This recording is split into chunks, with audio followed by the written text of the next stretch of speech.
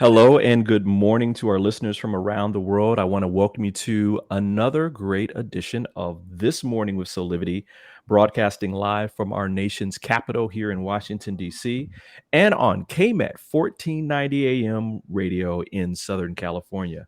My name is Brian Wesley Johnson. And again, I am so glad you're here with us because I am joined today by some very beautiful and special friends, Candice Harper and Tami Gaines. Good morning, ladies.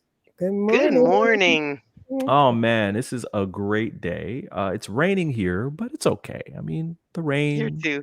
Right? helps, grow everything. Yeah. Um, But l- why is it raining and 55 degrees on I February 17th? hey, it's better than that other four-letter word which we're not going to talk about. Which we've had very minimal. Like it's hardly happened this winter. It was like one day for 2 I hours. know. Right, Weird. which I'm fine with. Are you? I'm fine with it. I'm I done. think we're Yeah. we're gonna get blasted in March. Oh, Yeah. hey. None of that. None of that. Listen, before we begin, I just want to remind everybody, just like we're doing right now, this is an interactive conversation. We want you to ask questions, comment, give us your thoughts. Just post to our live feed on Facebook and YouTube on our social media channels, and we will, do shout outs to you and get your thoughts on air with us. Candice, you have a very interesting story, and I'm going to say to the least, for us to start off with. Can you tell us a little bit about that story?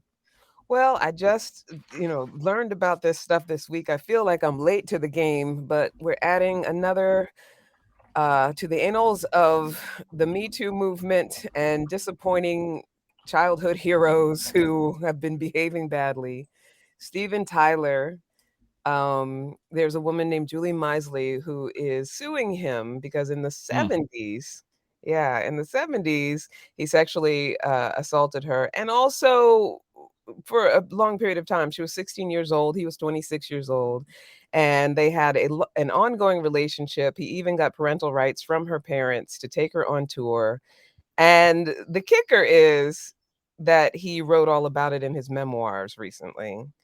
And so now she's suing him and also has, his own words to back up her case, Mm, right? And 2 things came up for me. First of all, just the disappointment of, I've always been a fan of Steven Tyler, so yeah, me it too. was yeah, me too. right? It was disappointing to find out that this was the case. Not so much that, he was a 70s rock and roller, so they're not necessarily known for their, moral fiber, but that I like that backhanded swipe. Woo. but it's Sorry, Stevie Wonder. Shade. Sorry, Stevie. Shade. but it's just it's the audacity of it all, and the fact that he felt like it was okay to write about it. Also, he it wasn't in the Yahoo article, but it's also said that he forced her to have an abortion. Right. They had a sexual relationship for a long period of time. And so, it begs the question, like, we're in an age where luckily there's been the Me Too movement, and this is more of a conversation than it's ever been before.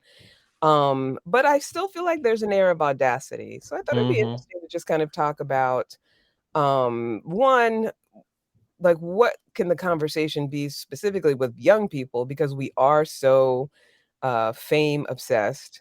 Hmm. And I think that's a lot of the reason why young people get involved in these kinds of things because, they've been left to their own devices and we're fame obsessed society. That's why parents, will sell their children and give away parental rights because, riches and fame. And then also, how do we navigate like within our life, like stardom and criminality? Like there's been a lot of very famous uh people who are put on this pedestal who are actually criminals. Right. Right. So Right. I thought that would be an interesting conversation to have. All right, Miss Tammy. I know you got some Mm, thoughts on this. mm, mm, mm. I don't even know where to start. So much to it. So this is different of the topic, of course, Candy. So to that piece, um, who are his advisors. Yeah. Yeah, right. Who's the Yeah. publisher? Who was the Yeah. publisher that read this book and said this is gold? This is a go. Oh, This oh man, this this is is the go. Like we're gonna greatest make thing millions of ever. dollars. Like his Yeah. normal life wasn't good enough, and then you had to expose this thing. Yeah. Um, this doesn't end well for Steven Tyler, and if you think it does, in his words, dream on, Right, dream on. right, right, Um, but I guess my first reaction to when I heard about this and just listened to Candy is like, how do you sell your kid? Yeah. yeah, right, right, What sort of right, right, demented view of the right, world and of your relationship and your family that you would why would he gave his kid up to a 26-year-old, or they, I should say, the parents, to a The parents. 26. Yeah. I have a 26-year-old. She's not ready to raise no kids. Right. right, You know what I mean? right. So I feel like that was just the beginning of the downward spiral, but there's another piece which is going to be very unpopular. Like, it's really hard for me to talk about this without sounding like I'm blaming the victim Mm. and Yeah, without letting Steven Tyler off the hook, because right, I'm not doing either. right, Mm. right. Um, and by the way, I've been in this situation where you end up in somebody's hotel room and it goes bad very quickly. And Right, that's Mm. when I was much younger, right, Yeah. much right, younger. right, If it after it happened the first time, I think it said he flew her to his next concert. right. Yeah. He took her on tour. Towards, Yeah, yeah, Mhm. what yeah, why yeah. would you get At on the 16. plane? Why can't we? That's the conversation. Yeah, Yeah, Mm. why would you get on the plane? you Yeah. know, I was thinking of It's as I was dastardly. thinking of, yeah, I know, right? As I was thinking about this, I couldn't help but also bring into the viewpoint that this is a state of privilege, Mm. right? Mhm. Um, we did we, the collective we, not me, not probably you guys, we just elected a president that admitted openly to, you know, Grabbing grabbing somebody by the thumb some, Mhm. and nothing happened to him. Mhm. Mhm. And so there's this culture that I also believe that's there that you were alluding to earlier, Candy, that, if you're rich and famous, you can just do about anything. Yeah. And that, again, it is Steven Tyler is how old now? I mean, he's 74. Yeah. This happened over 50 years ago, like almost 50 years ago, and it's just now coming out. I mean, Yeah, I thought Right? about that too. Like, wow. Yeah. I mean, I mean, and again, I'm not blaming the victim here because that's a whole lot of trauma, Mhm. especially if this young girl, when it was going on, was like literally in love, right? Maybe she Right. thought, oh, he loves me, we're going to spend the rest of our lives together and all this kind of stuff. Yeah. But damn. Right. Yeah, it's interesting. I think the other thing, Candy, you were talking about, like, what's the conversation we have with our kids? Mhm. It's Hmm. so different now. So I'm gonna we're talking about this happened 50 years ago, right? Right. Yeah. Right. I have had my fair share of Me Too experiences when Hmm. I was in my early 20s, which was 30 years ago. Yeah. Hmm. Um, and when the Me Too movement, well, anyway, uh, the point is, the conversations that we're having now are so different over time. So when that stuff was going on with me in a Fortune 50 company, um, I didn't go to my mom. I Mhm. didn't go to like my grandparents because I know like you have no, well, maybe they do, but I went to some friends. They were like, "Oh yeah, that happens all the time." Mm. That's like, so we were sort of in our own little club talking about how do you manage that. I think the conversations today are so incredibly different Yeah. because for the most part, I think the majority of kids aren't running to concerts. Yeah. But they Right. are seeking fame, but they're making it themselves. They don't really idolize people the way they used to. Yeah. That's true. Even that I believe Justin that. Bieber phase like is gone. But now we have to be wary of cyber stalkers. Mm. People that Right. are luring them in. Right. Yeah. The dirty old men have gone online. Yeah, it's a very different conversation than we would have, with this woman. Yeah. One other piece around this too, and I mean we're going to continue this into the next segment. Where were the other adults that were around Stephen? Yeah, that's what his managers. Yeah. I just keep going back to that. Like, are you freaking serious? I don't think they had the same sort of management that they do today. Back then, it was a bunch of people that knew each other, and there was nobody in charge. Their only job was to make music and have fun. Right. That was their only job. You don't need anybody to manage that. Did you get the drugs? Did you get the booze? Yeah. No, you're fired. What time is the van coming? Did you get the suite at the hotel? Like, I'm hungry.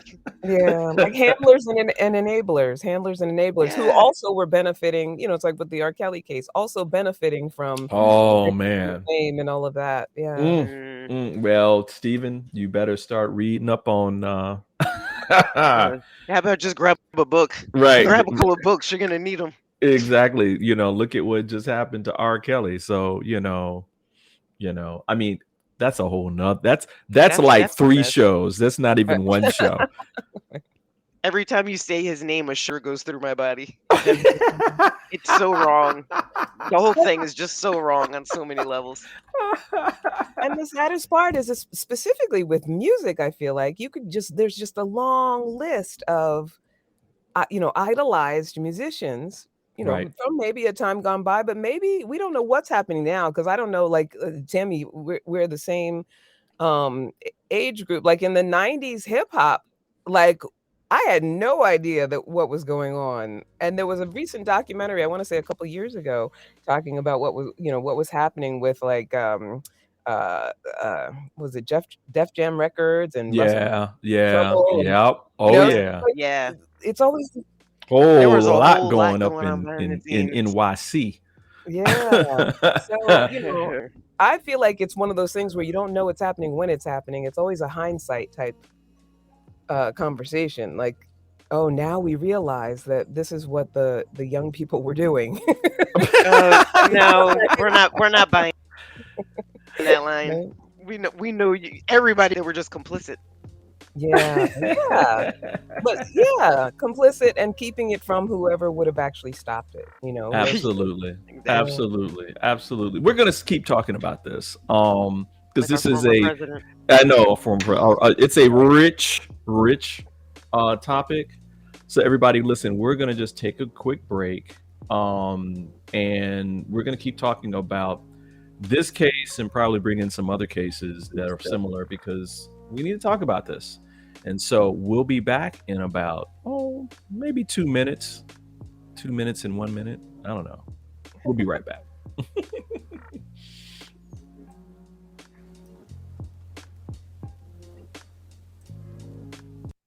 Hey there, this is Brian with Soulivity.com.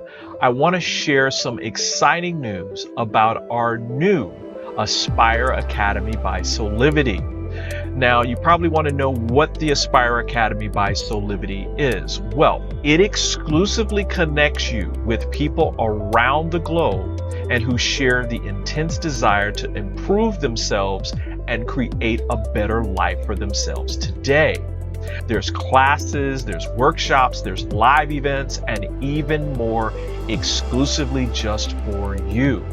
You see, I wanted you to have a safe space where you could grow, you can learn, and it would empower you in all aspects of your life, including your mind, your body, and your soul.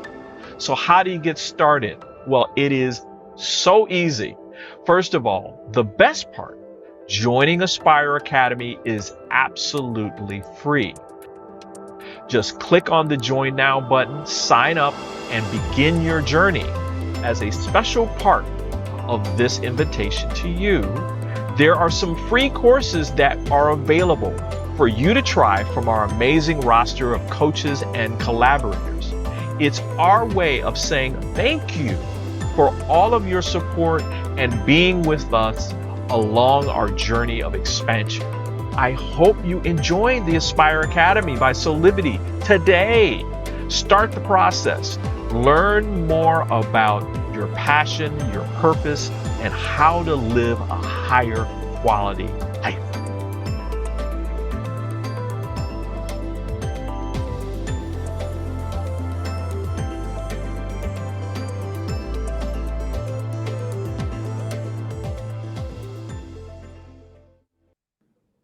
And woo, we are back with more of This Morning with Soulivity. I'm joined by Candice and Tami. We are talking about the latest and greatest in the Steven Tyler child abuse case.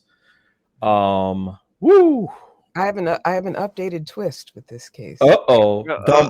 Thump. Right? So Julie Misley, who's the accuser, who's alleging, their relationship in the 70s, is now a representative for the anti-abortion movement because of that forced abortion that he had her What? right? I'm sorry, what? What? Yeah. Would you have preferred to have that child at 16 or 17? And I want to thank you for listening in to another This Morning with just end on that. Like my mind just got blown. Like yeah. I just what? found Wes is researching with us. He's along with, and I just found out myself. I didn't know that she was a part of the anti-abortion movement, but yeah, she's a big advocate. I guess she's being touted, I guess, by the GOP. So let's get this right. The man that was the adult that abused you and got you pregnant is not, and that experience is not the source of the deep emotional harm that is quoted in the memoir. Like why you're suing. Yeah, and so you have an abortion that is your legal right to have, right? Mm-hmm. And then after you have it, you're saying that's wrong to do. Yeah, that's the story. If y'all could see me, I'm drinking my coffee like it's tea. All right. I just got up. I'm pacing around now. That required me to get up out of my chair. Yeah. And so, audience, what do you think about that? What do you think about that? I mean, the case in general, but man, I'm like, do you think her trauma clouded her vision? I mean, I think it's very possible because, that's definitely a thing. But I also think that, like, I would be curious to know from her own perspective, like, what are some of the multi-layers to it? So is it that she feels that the trauma is the sexual assault because that's what she's suing for? Like she, right, exactly. And enough, the strange thing about this lawsuit is that normally with these things, they're settled out of court because usually they just want to get it over with. And so lawyers come to an agreement quickly. Right. So they're not settling out of court. This is actually going to, it's going to trial and they're going to do a whole thing around it. And so there's that part of it. And then there's the part of it that is, I guess part of it is that she's shielding him, but she's suing him because he forced her to have the abortion. And so I think maybe that's where it's coming out of, being anti-abortion so that other women maybe can't be forced to have an abortion. But I feel like that is statistically the lowest rate of why people get abortions. Okay. I just had like an epiphany. I'm going to jump in. Okay. I just figured her out. Yeah, please. It goes all the way back to what you and Candy were saying about fame-seeking behavior. So of course she doesn't want to settle out of court. She wants the lights, cameras, and action on her for the weeks or months that this case is going to take. And of course she's anti-abortion because it's so ironic that she's going to get attention for that. And being a high-profile anti-abortion person is going to give you, especially in today's environment. So maybe this is unconsciously calculated, but it seems to play into exactly what you were both talking about before, which is like, what will people do? To what lengths will they go to have their fame? Selling their kid? As I rub my chin, I'm like, methinks Tami is on to something here. Well, I think what's also challenging is that we're in an age where it's like, like you were saying earlier, Tammy, we don't want to blame the victim. However, people like look at Amber Heard and that whole case. Like people are I was Yeah. just about to say that nonsense right, like just with so Johnny Depp. clamoring for a Yes. platform and relevance and money and it I don't know. It just Yeah, but but the worst thing, if you think of why do we tune in to watch it? Yeah. I Because don't watch that stuff.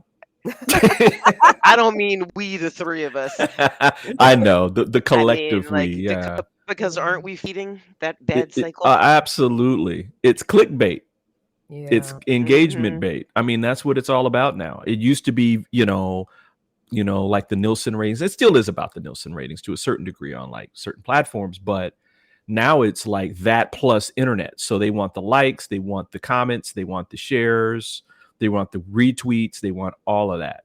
Yeah. And so as long as people are like, man, did you see Steven Tyler and da da da da da and all this other stuff, it's going to continue. And what's unfortunate about that is that there are a lot of victims, like innocent victims, Absolutely. who, end up not really knowing the direction to go in and, become prey for, basically these pedophiles and predators who, because of their status, can do whatever they want to do. Mm-hmm. And I think, go ahead, what You were know, you I gonna was say? I was just go gonna ahead, say, I Candice. think you're right, Tammy. The times have changed as far as how we sort of idolize these people because it is much more accessible for a lot of people to get famous. And also, I think women in general, the newer generation women understand that they can do things for themselves and make their own money and get their own fame. But I think that when it comes to that sexual power struggle and the puritanism that we have in our culture around sex, and also that need to be famous and special is still an underlying like girder to how young people think. So I think that what's most important is that we um care for those who are vulnerable to these kinds of situations. And just start to develop an understanding that it doesn't mean what people think it means, what young people think it means. This fame, it doesn't make you special because you have a lot of money, and you shouldn't be more entitled to my body because you have power. Right. Like I think that's still a confusion with young people. It's so funny. I love this, and I love how Candy you bring it back to the truth about what's really going on here. Yeah. And we're gonna end this segment on a comment from one of our co-hosts who's actually listening in. Sheila Applegate says, to be fair, he brought her back into the limelight when he wrote about her. That is true. That is very true. Okay, that's true, Sheila. Like a fool. Like how That's true. foolish was that? Oh man. That's why I said, who advising him? Right? Exactly. So we're gonna take a quick break and we'll be back with more of This Morning with Soulivity. Hi there, Sheila Applegate here with some exciting news. I've joined the incredible Soulivity team as the host of the new Consciously Awesome live show, where I will be sharing insights to help you discover your full brilliance and claim the vibrant life you deserve. So tune in every Wednesday right here on Soulivity TV to join the fun, and remember to subscribe to the channel so that you don't miss a single episode. Have an awesome week, and I will see you on Wednesday.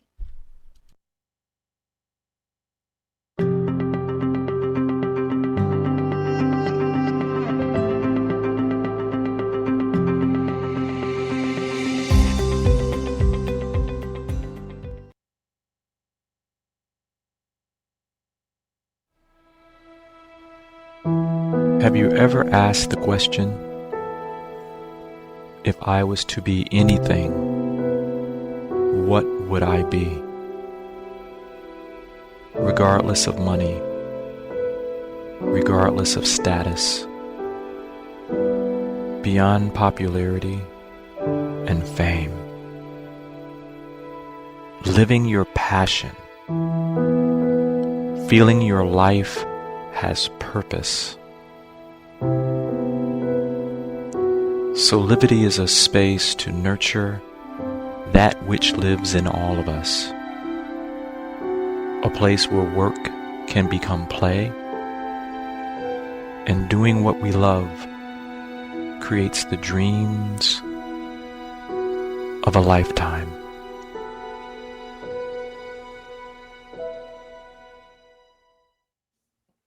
And we're back with This Morning with Soulivity. My name is Brian Westley Johnson, and I'm joined again by my beautiful hosts, Candice Harper and Tami Gaines. Good morning again, ladies. Good morning. Buenos dias. Buenos dias, señorita. I wanted to guess after that topic, after that last topic, it's kind of like, okay, well, we can just close out after that. I was reading a story in the Detroit Free Press written by my dear friend, Rochelle Riley. The title of it is Traumatized Kids Are Not a Rarity in Michigan's Classrooms. And this kind of struck me, especially the first kind of paragraph, because it talked about, she wrote, 90% of teachers and principals across the Detroit Public School Community District reported that more than half of their students have been impacted by trauma that impedes their learning. And then there, in that same first part, it says, in interviews with school officials across the region, it is clear that districts in Michigan, like many across the country, are struggling to meet their primary goal of educating children because they are not equipped to deal with teaching children in pain. Ooh. Yeah. Do we even think about that sometimes? What's your reaction? I'll just open it up. I'm gonna let Tami go first because she has parenting experience. Yeah, Tami. Which is traumatic. That's traumatic. Right. So, yeah. So topic hits near and dear because so at one point, both of my twins had special needs, and they were both in special ed, special classrooms, like they call it, different now. But my two older kids also had trauma, but they saw violence in the home, and we got divorced. Like at the end of the day, whatever I sort of feel like the special need is, most kids are experiencing some form of trauma. Yeah. How they manifest that, and if they put words to it, very different. Like the kids today are very different, thank goodness, because most of them ask for help, whether they're asking their friends or they're asking a teacher, or my daughter a couple months ago, she's like, I want to see a therapist. I was like, no problem. I didn't ask her why. I didn't ask her what for. Yeah. I just managed it. So I was one of the founders of a pre-K here in town, and it served 600 families. And one of the first, after we started interviewing families to see who we were going, because we had a limited number of spaces, I immediately said to the board, we need to hire a school counselor. These are little kids, by the way. These are like 3 and 4-year-olds, and maybe some 5-year-olds. Yeah. But it was talking to their parents that made me realize that, we need to have a school counselor. So luckily there's school counselors, I think, in most schools, y'all, but I don't know how much they're utilized, and I don't know how trained they are and how experienced they are. Yeah. It's sad. I think it's a very, and I come from a line of educators like you do, Brian. Yeah. I think there was always a little taste of this that we didn't really talk about. Yeah. Remember, like, Which back in the day, like when you could take like a kid out for lunch because they were having a bad day as a teacher. Absolutely. And now, I get a call like, your son did great on his math test. Can we take him for pizza? Right. And back in the day, especially when my parents first were started in the school system, there were more resources. There was an attendance person in every school. there was a nurse in every school, Yeah. there was a psychologist in every school, and then there was a role that my parents played, which was school community relations, which was this connection between the school and the community and business at large to have, the old adage, it takes a village. Yeah. And so that's all gone. That apparatus is gone. I don't see that at all in any schools anymore. Yeah. Not to mention all the cuts to like physical fitness and music programs and all those sorts of things that are coping where you learn coping skills, because you're right, Tim. I mean, I work with adults who've been through trauma, and it is very common. I don't know that there's anybody who gets out of childhood without some sort of triggering of their survival skills, their emotional survival skills. But now with less resources and less funding, like, how do we even learn how to cope? Right. And according to this article that was, Rochelle don't play. When she sees something like this, she just comes out with it. One of the section titles just hit me hard, and it's like, how do you teach a sobbing child? Yeah. How do you Because teach it is, when you're in insecurity and instability as a child, the only thing you know to do is survive. Right. And Right. we go into our animal brain. It is impossible. Like, even as an adult, think about any time you've been nervous as an adult. It's impossible to think clearly. It's impossible to learn, to take in new information when you're in fight or flight. When your amygdala has been triggered and you're trying to like just save yourself. Right. Right. And for Right. a child, things are so new. Yeah, and there's so listen, for children, they're not only now dealing with whatever trauma they're experiencing at home, but they're also being inundated with, social media, like stuff on Yes. TikTok and these video games that are like, I actually looked over the shoulder of one of these kids playing a video game. It was the most violent thing I ever saw. Yeah. Yeah. It was like Oh, they were yeah. at war. Like, how was Oh, that yeah. fun and entertaining? Oh, yeah. Yeah. I mean, they're getting hit across, at all sides. So, And people are you like can't making a even lot of focus in money. on whatever that, Yeah, whatever go ahead, that Tim. trauma is, whatever your core trauma is. Now you're like sort of wrapping it around with all this other stuff, right? You're right, social media and these video games, and maybe you're getting bullied in school, or maybe you don't have any friends. Like, whatever your core trauma is, I think it's hard to get to. Absolutely. It's even harder to get to now because we have all this stuff around it. But when we come back, I have another thought which might tip the internet.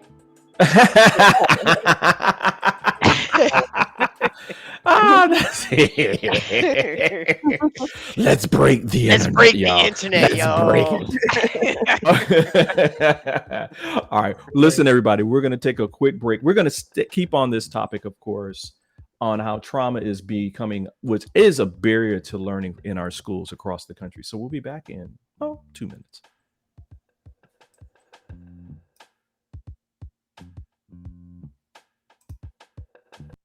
Hey there, this is Brian with Soulivity.com. I want to share some exciting news about our new Aspire Academy by Soulivity. Now, you probably want to know what the Aspire Academy by Soulivity is. Well, it exclusively connects you with people around the globe and who share the intense desire to improve themselves and create a better life for themselves today. There's classes, there's workshops, there's live events, and even more exclusively just for you. You see, I wanted you to have a safe space where you could grow, you can learn, and it would empower you in all aspects of your life, including your mind, your body, and your soul. So how do you get started? Well, it is so easy. First of all, the best part, joining Aspire Academy is absolutely free. Just click on the Join Now button, sign up, and begin your journey. As a special part of this invitation to you, there are some free courses that are available for you to try from our amazing roster of coaches and collaborators. It's our way of saying thank you for all of your support and being with us along our journey of expansion. I hope you enjoyed the Aspire Academy by Soulivity today. Start the process. Learn more about your passion, your purpose, and how to live a higher quality life.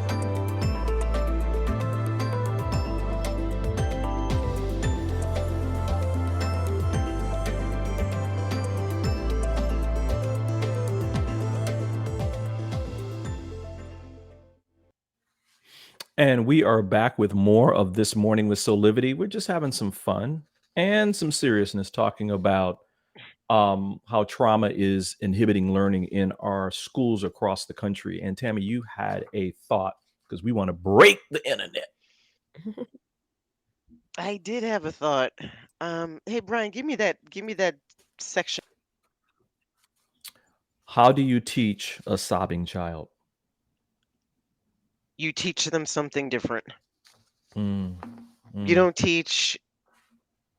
You stop teaching academics and you start teaching life skills, coping skills. You start thinking about the whole child because, by the way, the math is going to be there.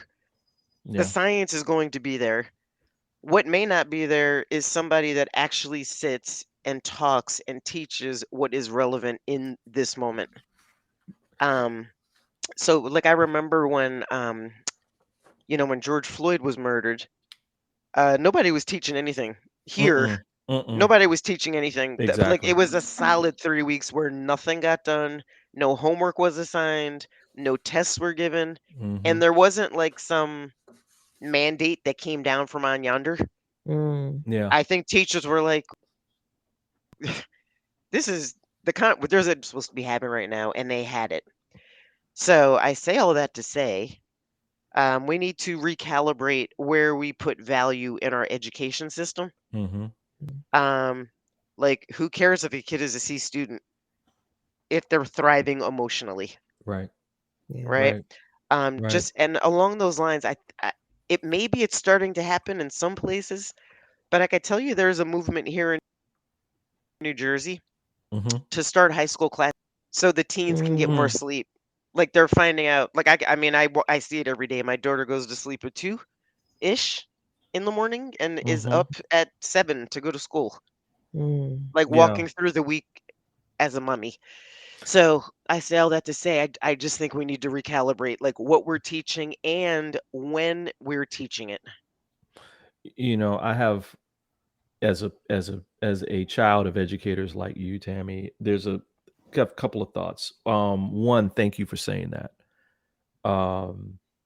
There's a quote in the article that from Jim Henry, who's a professor of social work at Western Michigan University and the director of the Children's Trauma Assessment Center, where he says, we know that there is chronic trauma or complex trauma where a child is constantly exposed to traumatic events in their home or neighborhood, overwhelming events that create powerlessness and an ongoing sense of danger. And so since we know this to be true, then our education system should reflect that truth in terms of support for both the student and the parents and the staff, by the way. Because the staff also, the staff, the teachers, principals, because one piece in here in this article, thank you again, Rochelle, for writing this, is that the teachers are now suffering, trauma. Trauma. Look at the messed up behind the pandemic. And I would say just third and I would say, and I won't say most importantly, but just as important is, when are we gonna pay our people the money that they are deserved? Right. B, that was my next point. When are we gonna pay them? They God bless our teachers, because I saw my mother going to the craft store and buying stuff and and getting, a couple of books that her students could share and read and all that, because there wasn't enough in the buildings. And again, we could have a conversation about I Funding. schools and Yeah. funding and all that kind of yeah. stuff. That's a I whole, Go well, ahead, Tam. I think I can see you yeah, rearing up you know like, what? I know. I'm like, I'm rocking in my chair, rocking. Just be quiet. I'll get to you. No, it is a whole nother conversation. I think it's a conversation worth having, not on this show, but when I talk about recalibrating our educational system, I am also including the fact that teachers are among the lowest paid Yes. professions in the Mhm. country. And people on Wall Street and big entertainment attorneys are pulling down tens of millions of dollars, CEOs of companies, tens of millions of dollars. If our value is in the right place, we'd be paying our teachers millions of dollars because they're teaching, and they're social workers, and they're nurses, and they're caretakers when the parents are Mhm. late, building the fabric of our society. Right. Mhm. Right. Why haven't we flipped that model on its head? Like, Yeah. what are wealth managers contributing? By the way, my boyfriend is a wealth manager, so I'm not like he's contributing, but I mean in terms of like, the fabric of our society.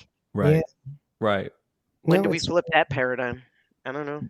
And what's interesting too about what you said, Tami, is that because I used to volunteer for an organization called Youth at Risk, and the whole point is that they were at risk, they were in traumatic situations, and so that program actually prioritized emotional health, emotional learning, and so Mm, it's kind of like triage, right? Like if right. your health, you went into the emergency room, what would the doctors take care of first? If you're Hmm. bleeding out, Right. that's what they're Right. gonna get to first, and then, work their way towards the things that are, yes, important, but less urgent. And I think now it has spread in such a, wider, um, range in our society that it's not just, kids who don't make it to school. The kids that are in school also need the same emotional triage. Like, it's become a thing where like we were talking about when we were talking about police officers. So, people with their boots on the ground need emotional support.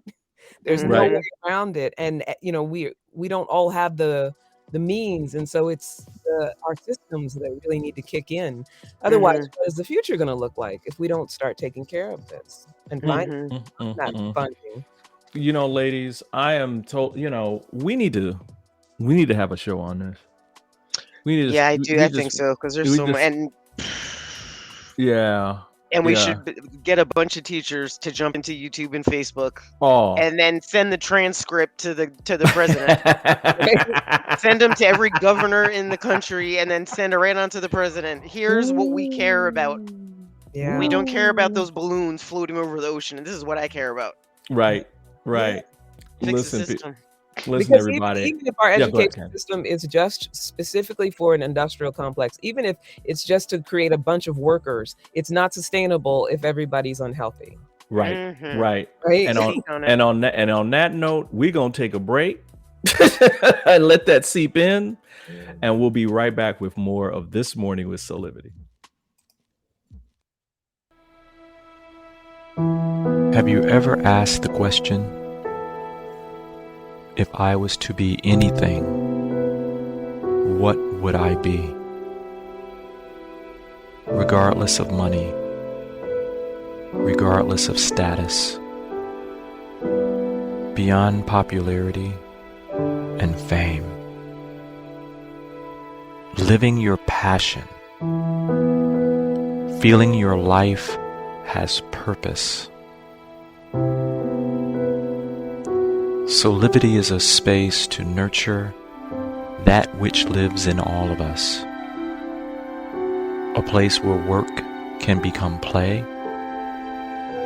and doing what we love creates the dreams of a lifetime.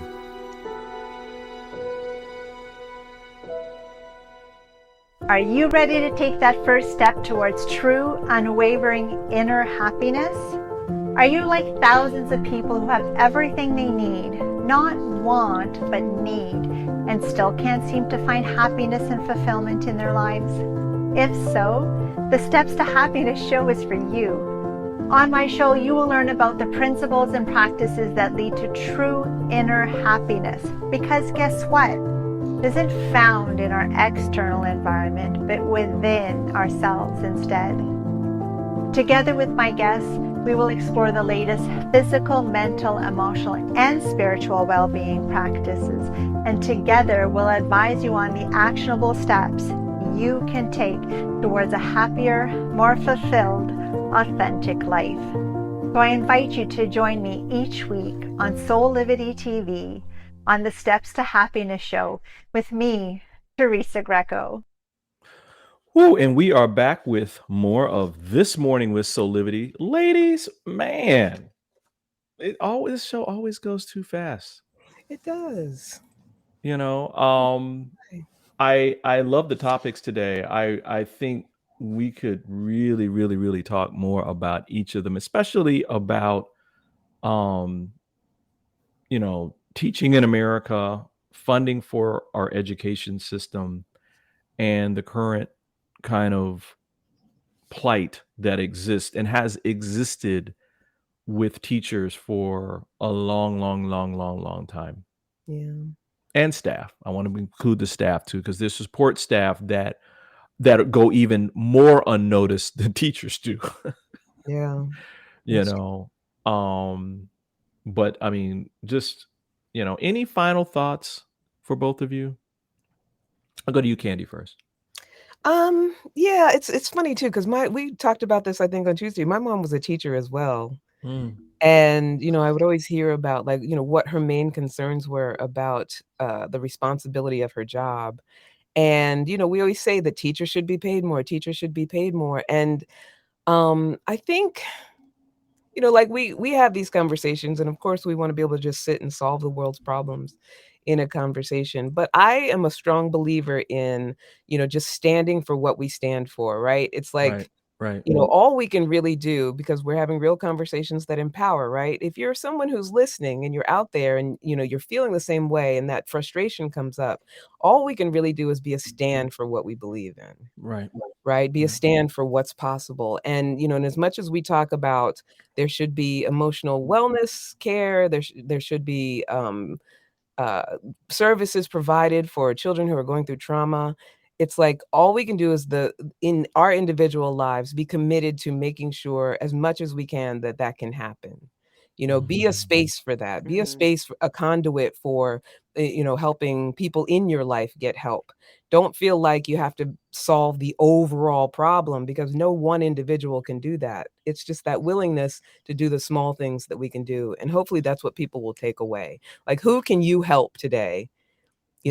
How can you be a space for someone else's wellness, or, making sure that they get to where they need to get to in order to be supported. Thank you for that, Candy. Tami, what about you? What are your final thoughts for today? Yeah, my final thoughts across listen, I'm a person of action. So I would ask people what they're infuriated about, figure out where the gaps are, especially when we talk about schools. There's a whole ecosystem around schools. It's not just the teachers and the students and the administration and the staff. Like, there's a whole ecosystem that feeds into schools. Yeah. So I would ask you to find your lane. Well, if you know that food insecurity is an issue in your particular community and you're passionate about that, then get involved specifically around that. Go to the school board meetings. Go talk to listen, they welcome the help. I would, go talk to the PTA, go talk to who, be in that lane. If you know that there's students in your community that, are not sure where they're sleeping that night, and stable housing is your thing for families, get involved. Yeah. So my point is, too many people complain from the sideline. Absolutely. Nothing fundamental will change. We can't rely on government. We can't rely on the people that we elect.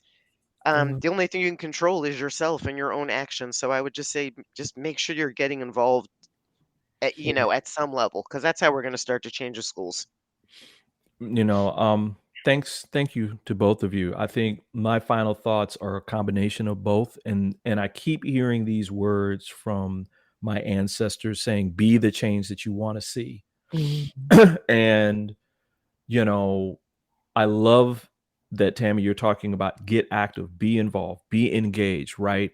I grew up with this with a family and with a community where it took a village to raise our children. So if the village doesn't show up, the children continue to be traumatized and they don't learn and they don't feel supported or loved. And so you have to be active in the community, as well as with the Steven Tyler thing. I mean, there were adults that were in the rooms when all this was going on, right? Be the change that you want to see. If this is not something that you think is cool, you need to use your voice and speak up and say, this isn't cool. That's an underage girl, right? And that kind of thing. So be the change that you want to see. Great show. Another great show. Yeah. I always go through the rest of the day like, I have more to say. I want to hear people's opinions. I want to hear what people have to say about this. Exactly. Well, they can come back and listen next week. Listen, everybody, speaking of hearing your voice, listen, we want you to follow us on social media, get engaged in these conversations. Let us know what you're thinking, because your voice is very important to us, as well as we want you to join our mailing list where you can get access to exclusive content, including giveaways. But more importantly, we want to connect with you. We want to hear your voice. We want to know what matters. So as you being part of that mailing list, you can tell us, hey, how are we doing? What subjects do you want us to talk about? And so that we can hear from you. Listen, we just got a few seconds left. I just want to say on behalf of all of us here, thanks again for joining us for another edition of This Morning with Soulivity. We hope that you come back and join us every day at 8 a.m. Eastern for our live broadcast, or you can listen at 9 a.m. Pacific on KMET 1490 AM for our rebroadcast for all of you out on the West Coast. Until next time, this is Brian Wesley Johnson saying thanks, and we'll see you again. Bye.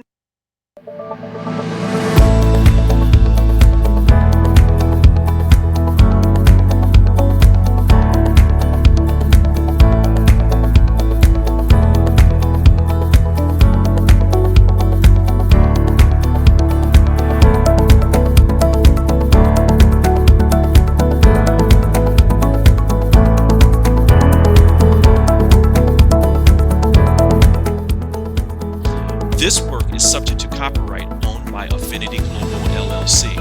Any reproduction or republication of all or part of this is expressly prohibited unless Affinity Global LLC has explicitly granted its prior written consent. All other rights reserved.